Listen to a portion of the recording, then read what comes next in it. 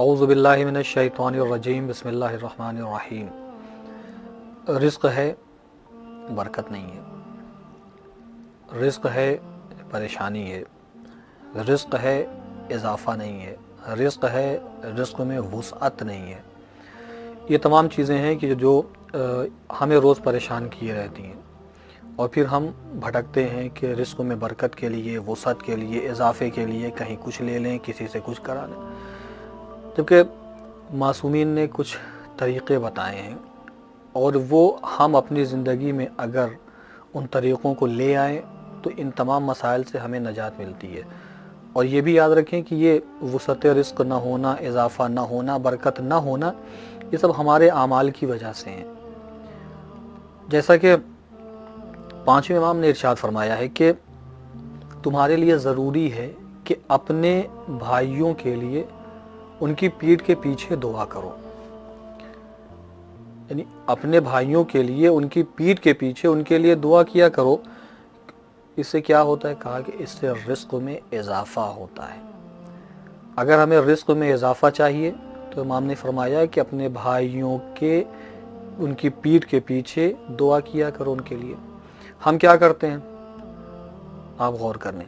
پھر آئیے، رسول خدا کے پاس ایک شخص آتا ہے، اور آنے کے بعد رسول سے عرض کرتا ہے کہ میں چاہتا ہوں کہ میرا رزق وسیع ہو جائے، یعنی ہے رزق لیکن وسیع نہیں ہے۔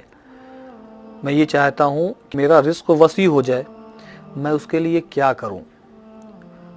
اب رسول خدا کے پاس شخص تھا، بہت بڑا جملہ اس نے کہا تھا کہ میں چاہتا ہوں میرا رزق وسیع ہو جائے، اب یہ بتائیے میں کیا کروں؟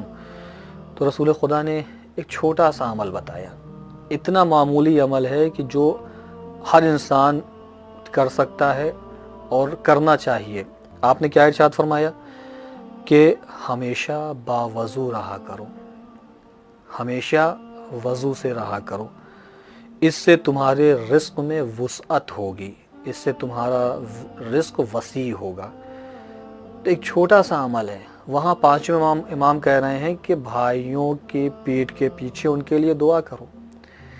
رسول کہہ رہے ہیں دوسرے رخ پہ کہ باوضو رہا کرو، یعنی آپ اگر اپنے آپ کے اندر یہ شے ڈال دیں اور یہ کام کرنے لگیں کہ آپ باوضو رہنے لگیں، تو خداوند عالم کے رسول کا جملہ ہے کہ تمہارا رزق وسیع ہو جائے گا۔ لہٰذا اگر ہمیں یہ چاہیے کہ ہم اپنے رزق کو وسیع کریں تو ہمارے لیے ضروری ہے کہ ہم نماز کے علاوہ بھی اپنے آپ کو باوضو رکھا کریں۔ وآخر دعوانا ان الحمد للہ رب العالمین۔